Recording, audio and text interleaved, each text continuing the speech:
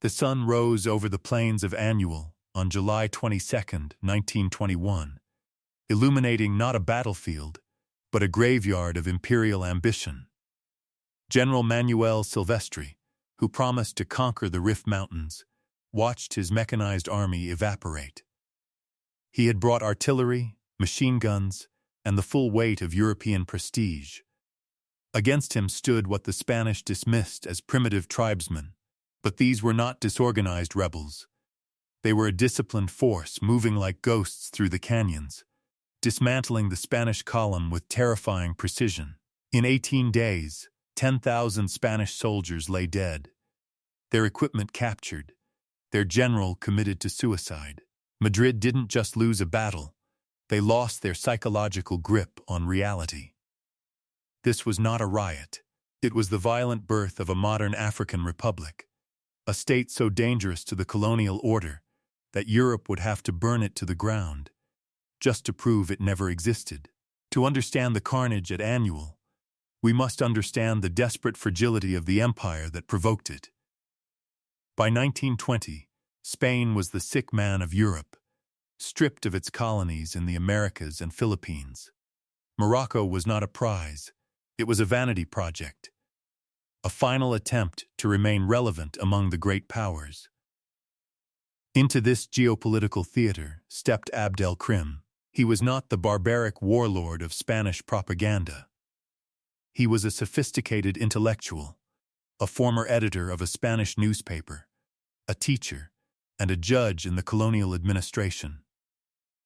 He spoke perfect Spanish and initially advocated for peaceful cooperation, but years of witnessing systemic humiliation, racism, and corruption radicalized him. When the Spanish generals treated the Riffians as subhuman obstacles, they didn't realize who they were provoking.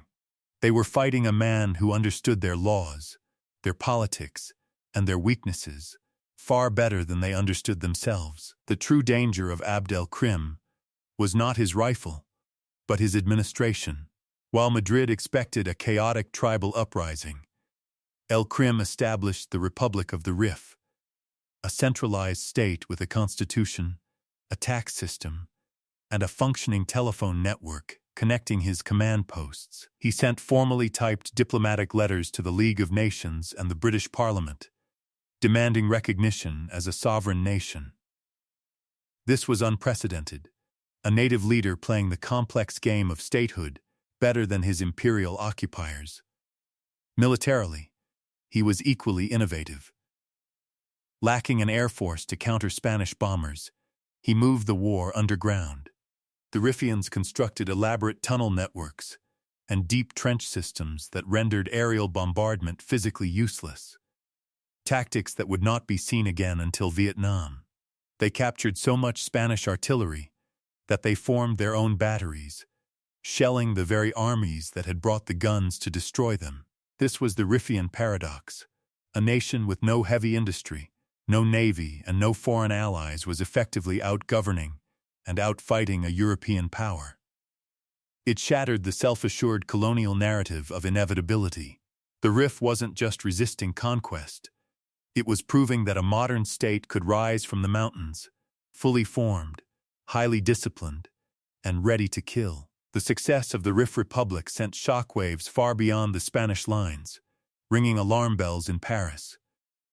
France, the preeminent global superpower after World War I, viewed Abd el-Krim's state not as a local curiosity, but as an existential virus.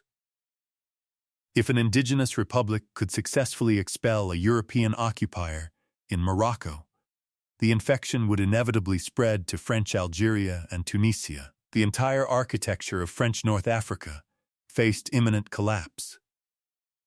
Driven by this geopolitical terror, France did the unthinkable. They forged a military alliance with their historical rival, Spain. Marshal Pétain, the celebrated hero of Verdun, was dispatched to the front, bringing the full weight of industrial warfare with him. The scale of the response was disproportionate to the point of absurdity. The coalition amassed over 250,000 soldiers, backed by battleships, heavy artillery, and squadrons of Renault F tanks. Against this industrial leviathan, Abd el-Krim fielded a determined citizen army smaller than a single European corps. The narrative often frames the eventual defeat of the RIF as a failure of strategic leadership. But the reality is starker.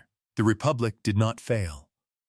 It was simply suffocated by the combined military density of the entire Western world. Despite the overwhelming numbers, the RIF fighters held the mountains. Frustrated by the stalemate, the Spanish High Command authorized a solution that violated every convention of warfare: chemical extermination. Secretly hiring German chemists to circumvent post-Wee treaties, Spain constructed factories to produce massive quantities of mustard gas. The strategy was monstrously simple. Unable to pin down Abd el-Krim's elusive guerrilla units, Spanish pilots dropped toxic canisters on the one target that couldn't hide: the civilian population. They bombed bustling marketplaces on market days and poisoned village water sources, turning the very geography against the people. This was not merely a war crime, it was a tacit admission of military incompetence. A modern European army, unable to defeat a smaller force in battle, resorted to liquidating the biology of the countryside. While the gas choked the valleys, the coast witnessed another grim innovation: the Alhucemas landing. In September 1925, Spain executed the first combined air-sea-land amphibious assault in history, deploying tanks directly onto the beach. It was a tactical marvel that would later serve as the blueprint for D-Day, confirming the RIF's tragic status not just as a war, but as the laboratory for the horrors of the 20th century. By spring 1926, Abd el-Krim faced a bleak choice: the pride of his republic or the survival of his people.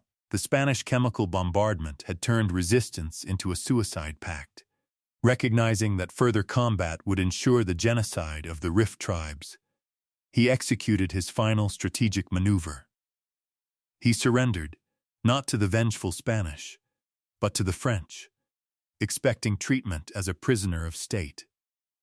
On May 27, he rode into French lines, sacrificing his freedom to halt the slaughter.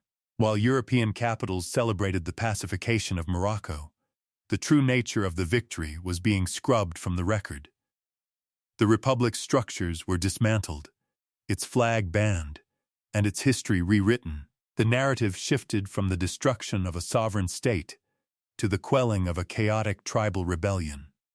The deliberate erasure of the RIF had begun. The Republic fell, but its ghost haunted the century. The most bitter irony lies with the victors, the Africanista generals, hardened by the brutality of the RIF, eventually brought their war home.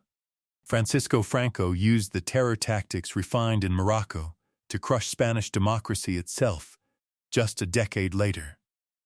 Yet, the enduring legacy belonged to the defeated.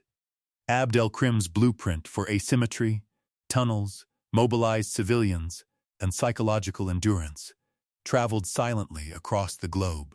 Revolutionaries like Ho Chi Minh and Che Guevara explicitly studied his campaigns, transforming the RIF War into the patient zero of 20th century decolonization. The modern world was forged in those mountains. Had the League of Nations recognized that fledgling African democracy, the trajectory of the global South might have shifted. The RIF Republic proves that our history was never inevitable. It was simply drawn by those willing to burn the alternatives.